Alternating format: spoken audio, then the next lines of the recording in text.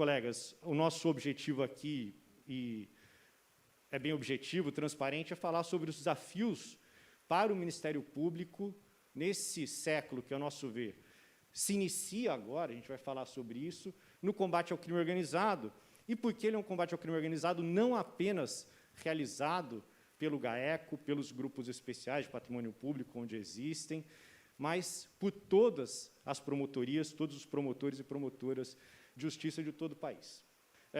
Só para contextualizar, eu venho do GAECO, tenho mais de 10 anos aí de atuação no GAECO, atualmente eu coordeno o Núcleo de Inteligência do Ministério Público de São Paulo, onde nós tentamos levar, e de acordo com o pedido do nosso procurador-geral, Mário Sarrubo, as técnicas de investigação de GAECO para todas as promotorias de justiça. Não apenas as técnicas, porque elas são impossíveis de serem replicadas, mas, sobretudo, as facilidades, os pacotes prontos que nós temos a apresentar, estou falando agora sobre isso com o Luciano, para todos os promotores, para facilitar o andamento processual da nossa atividade.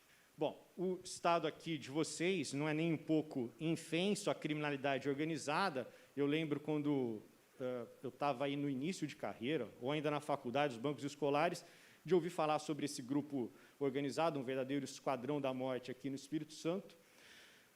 Os primórdios aí, talvez, das milícias que atuam na região fluminense do país estejam em organizações como essa, que certamente os colegas conhecem muito melhor do que nós, mas que matou muita gente no passado. E o problema, a gente já avança para isso, é que, na atualidade, a atuação das facções criminosas no nosso país está voltando a parecer com aquilo que se tinha aqui nos anos 70, 80 e até o início dos anos 2000, com esse tipo de atuação de grupos de extermínio, mas embora com outras feições e, sobretudo, outros objetivos.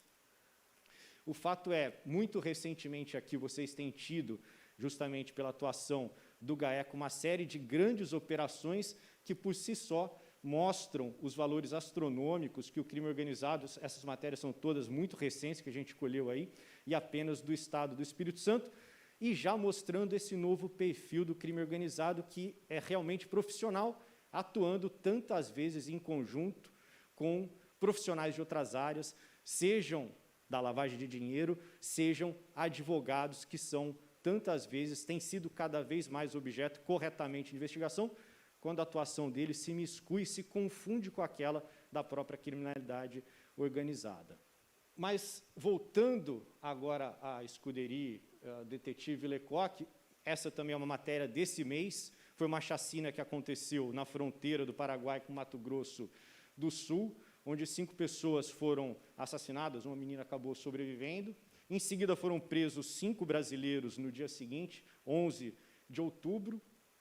Uma razão muito simples, porque quem domina a rota, a fronteira do Paraguai, vai dominar, por consequência, as rotas internacionais do tráfico. Afinal de contas, a maior quantidade de maconha fabricada e vendida aqui na nossa região, na América Latina, ela provém exatamente do Paraguai, que ainda também é vizinho da Bolívia, e por isso fica mais fácil a entrada, o ingresso de cocaína, fabricada desde os Andes até na Bolívia, via Paraguai, e a partir dali, através de Ponta Porã e Coronel Sapucaí, as 2 cidades gêmeas paraguaias, tanto para o solo nacional, como, sobretudo e especialmente, para as rotas internacionais de droga. Então, daí porque é fundamental esses eventos que aconteceram ainda esse mês nessa fronteira em Pedro Juan Cabaleiro. Então, são essas 2 cidades que são gêmeas, não há nenhum tipo de divisão entre elas, elas são coligadas, você atravessa a rua, você está no Paraguai ou no Brasil, de ambas as cidades, e esse é o maior desafio hoje para a criminalidade organizada. Como se diz em várias matérias, essa é a fronteira do PCC conquistada a partir da morte por Jarvis Pavão Jimenez, do então rei da fronteira, o turco que lá mandava, como todos vão se recordar, foi assassinado com tiros de fuzil .30, montados numa caminhonete. E, através disso, o PCC está se tornando, colegas, hegemônico em toda a América.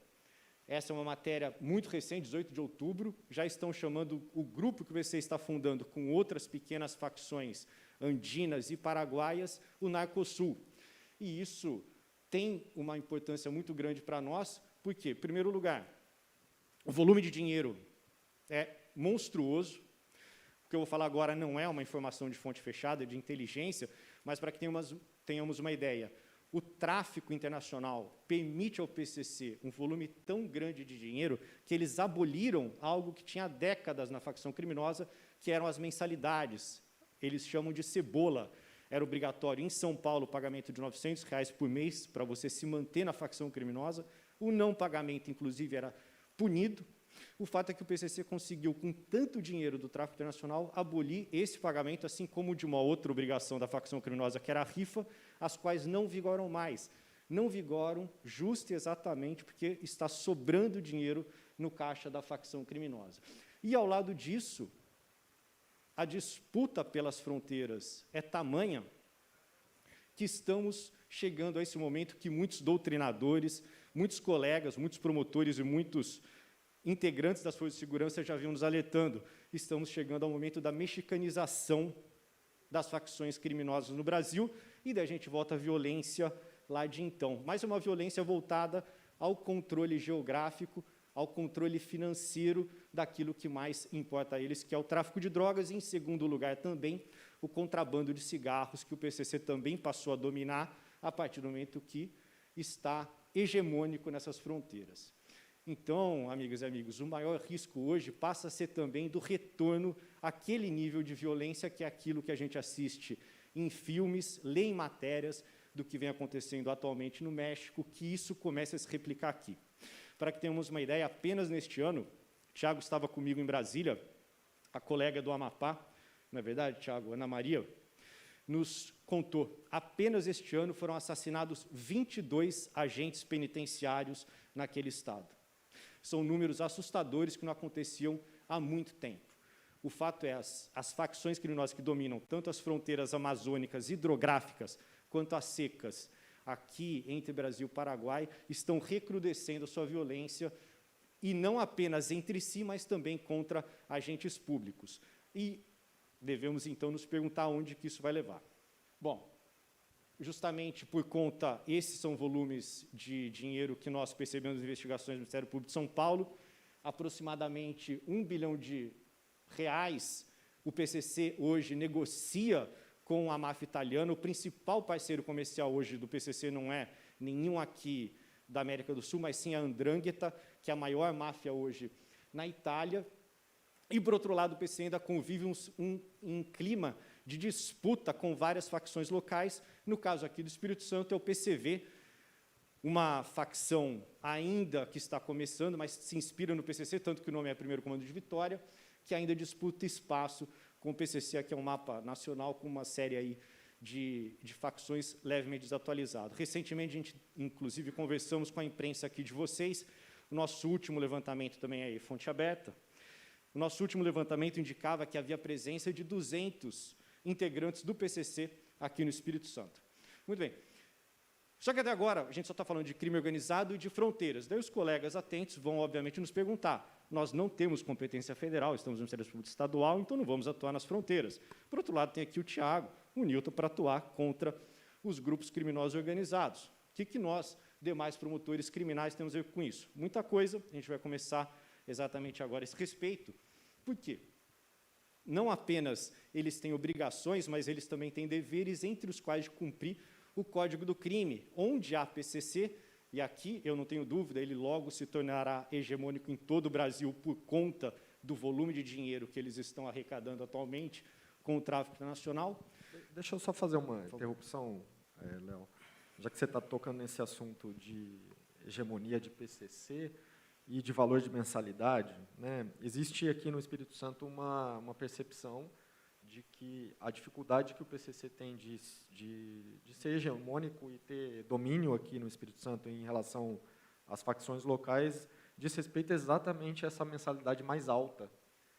Então, talvez isso possa impactar no futuro, essa queda de mensalidade, de cobrança de mensalidade e exigência, a ampliação ali de uma organização criminosa muito maior assim, do que o nosso Estado tem suportado ultimamente. Então, é um ponto assim, a ser observado, né? E assim, infelizmente, o crime ele vai se alastrando, né? E a gente tem dificuldade até de mapear esses números, né, dessas pessoas.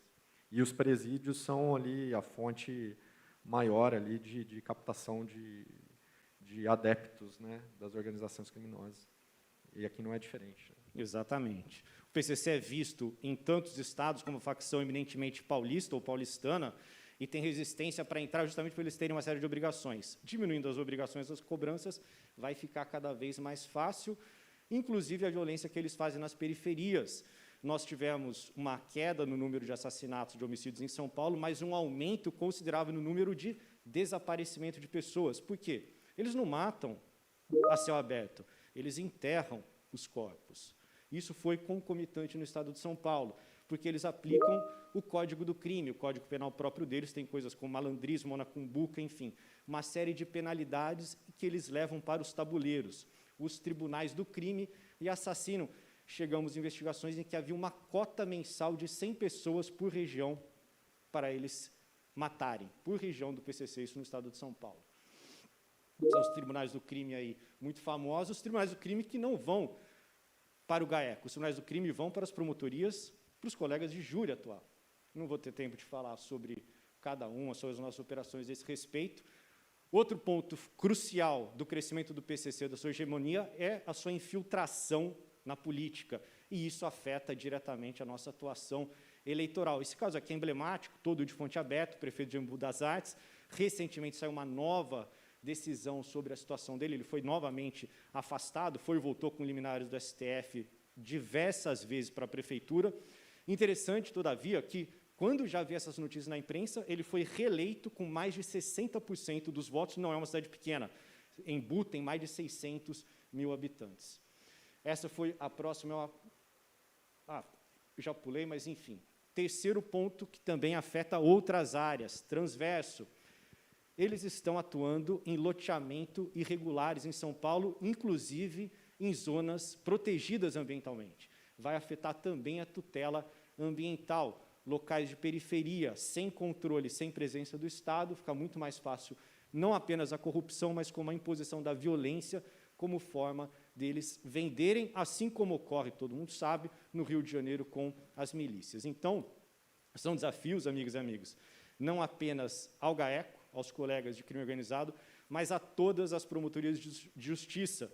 Reconhecer quando no seu processo tem uma presença de faccionados. Júris, tribunais do crime no eleitoral, a infiltração durante as eleições e, na área de meio ambiente, os loteamentos clandestinos. Mas, para a gente saber como que a gente vai lidar com isso, nós precisamos voltar agora um pouco no tempo e lembrar em qual momento o Ministério Público de São Paulo se encontra, o Ministério Público Nacional se encontra na atualidade, que nós pensamos ser os dois maiores desafios, nós nos integrarmos na era dos dados e enfrentarmos todas as consequências vindas do pós-Lava Jato.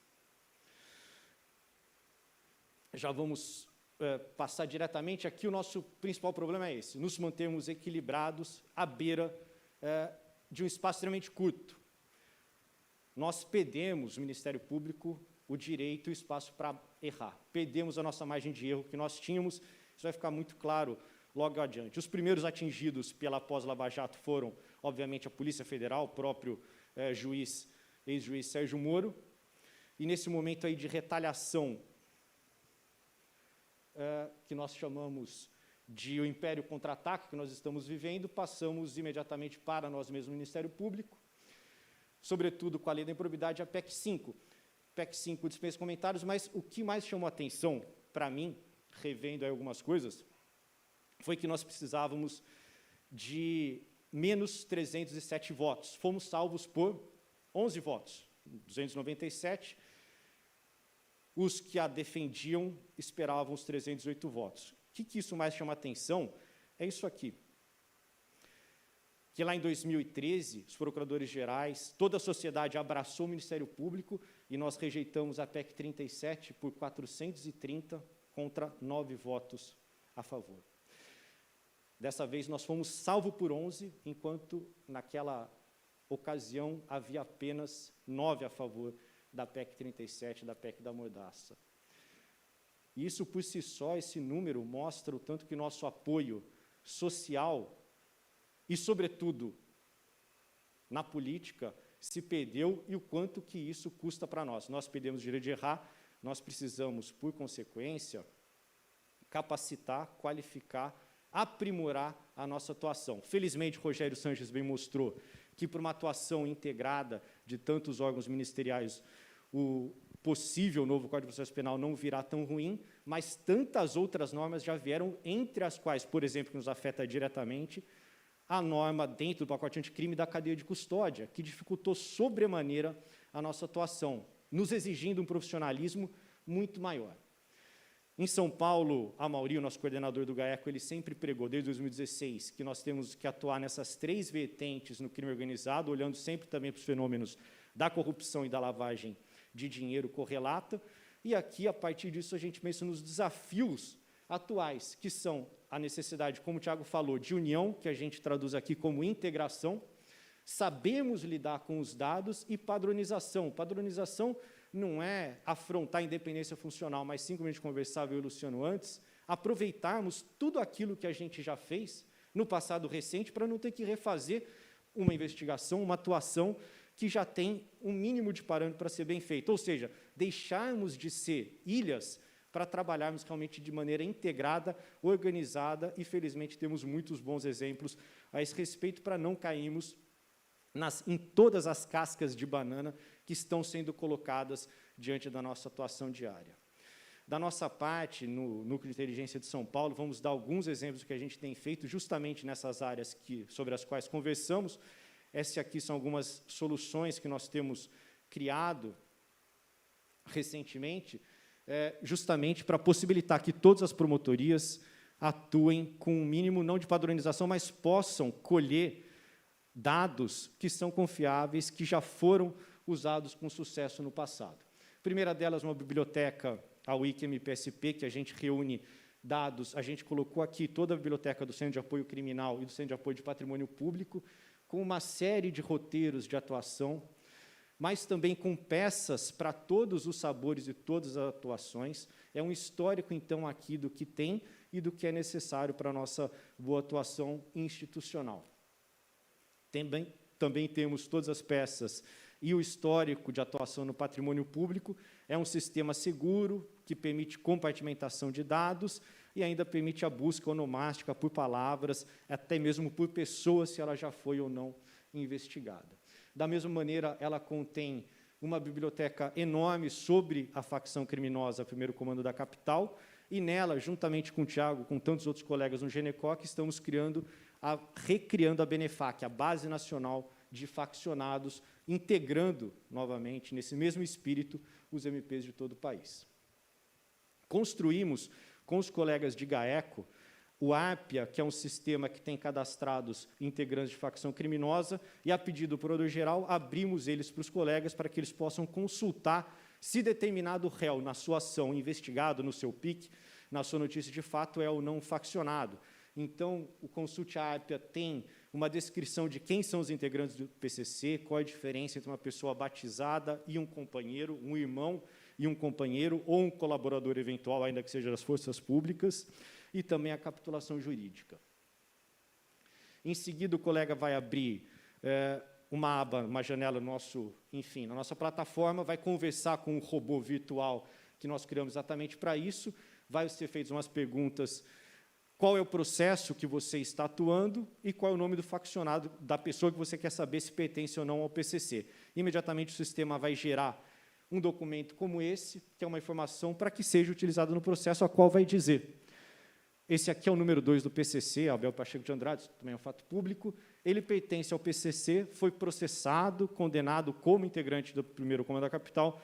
Nesse processo, o que o colega vai poder consultar, buscar mais dados, se assim lhe aprouver. Esse sistema ele também permite acesso direto a outra biblioteca digital que a gente mostrou anteriormente. Já o Avicena a gente construiu justamente no início da pandemia, junto com também, novamente, o GAECO, para monitorar os contratos públicos celebrados no Estado de São Paulo, em uma série aí de vertentes, trazendo uma série de indicadores.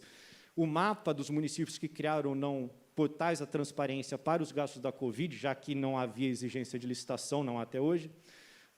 módulo 2 com contratos suspeitos, preço médio dos produtos e indicações de todos os CNPJs que fizeram contratações abrigadas pela lei da pandemia. Isso permitindo que os promotores e promotoras de patrimônio público possam atuar, então, de maneira pontual, específica, e com base em dados concretos, sabendo, então, se, por exemplo, o preço médio da máscara praticado no seu município corresponde àquele de toda a sua região ou mesmo de todo o Estado. Contratos suspeitos são contratos que a gente monitorou e também aproveitando uma base da CGU em todo o país, que, por alguma razão, seja porque eram microempresas com contrato vultuoso e assim por diante, estão lá também todas as tipologias a esse respeito. Criamos também o Página Amarela, que nada mais é que uma base que contém as empresas e que devem ser oficiados por qualquer razão para nós obtermos mais dados, como, por exemplo, enfim, é um catálogo bem grande que a gente reuniu, são 400 empresas cadastradas, então, se você quiser fazer uma quebra bancária, você vai ter o contato do banco. Se você quiser fazer uma quebra da empresa Uber, vai ter o dado da Uber ali, inclusive o caminho como isso deve ser feito. Tem um catálogo também dividido aqui por qual a categoria de serviço, aplicativo de serviço, empresa de energia elétrica, para saber qual que é, por exemplo, um dado de ligação para você poder encontrar uma pessoa, na área criminal, para os colegas poderem encontrar uma testemunha, uma vítima que esteja faltando no seu processo. Fabricantes, montadores de automóveis, instituições bancárias, mercado digital, telefonia, internet, órgãos públicos, provedores de e-mail, busca, redes sociais, enfim, vai estar tudo aí, inclusive os contatos, tanto e-mail do jurídico quanto telefones de cada uma dessas empresas. A gente já, inclusive, compartilhamos todo esse aplicativo com os colegas da Paraíba, que integraram ao sistema Pandora, que também está sendo utilizado aqui por vocês no Espírito Santo. Tivemos recentemente, também no espírito de integração, visita do técnico aqui, uma equipe fantástica aqui do Espírito Santo, do Sandro, capitaneados pelo Vitor, não é verdade? Aqui está a CPFL. E também vão trazer, no caso, este aplicativo também aqui para o Pandora que vocês utilizam no Espírito Santo. No início da aplicação, ela tem, inclusive, modelos para pedidos de quebra, para ofício de requisição, tudo para tornar a experiência ou o trabalho do dia a dia das promotorias que utilizam desse tipo de recurso mais fácil, já para ter aquilo tudo na mão. Ele funciona, inclusive, em celular. E, por último, vamos falar da reunião de ontem aqui do CNPG, que foi, inclusive, nesse mesmo espírito de integração entre todos os ministérios públicos da Sudeste, no eixo 1 de segurança pública, que nós participamos em conjunto aqui com os colegas de todos os estados da Sudeste. Construímos um termo de acordo assinado ontem pelos procuradores gerais, justamente para facilitar a nossa troca de informação e também para integrarmos pelos corpos técnicos, já que nós somos todos passageiros da administração superior, os nossos técnicos não, para que eles mantenham contato e possam trocar, intercambiar soluções que vão sendo desenvolvidas nesse espírito de colaborar com toda a nossa classe. Isso aqui são os objetivos gerais do eixo 1, de segurança pública, ontem assinado. E aqui, já caminhando para a nossa conclusão, já devo estar quase com o tempo estourado, os nossos desafios, nossa pequena margem de erro que nos sobrou, eles têm que ser, na nossa visão, mas então estamos com uma situação tranquila. Rogério Sanches falou agora que o novo CPP não é tão ruim, você está trazendo que acabamos de assinar um grande acordo que vai ser muito frutífero para todos os ministérios públicos envolvidos. Todavia, nada disso vai, colegas, ter resultado algum se isso não tiver adesão da classe, se não tiver adesão de cada um de nós no nosso dia a dia, não soubermos, não vou dizer que o Ministério Público precisa se transformar, como, enfim, alguns dizem, mas sim, nós precisamos aprimorar, nos capacitar e termos um olhar especial para esse momento crucial em que nós vivemos, sem, obviamente, perdermos o ímpeto e a vontade do nosso trabalho, nem mudarmos a necessidade que tem a sociedade de ver o Ministério Público atuar em combate ao crime organizado, seja ele de colarinho branco, seja contra as facções violentas. Era isso que eu tinha a trazer para as senhoras e para os senhores, amigas e amigos. Eu agradeço muito a atenção, especialmente dos colegas que estão aqui até um horário mais avançado, com toda a sua atenção. Obrigado.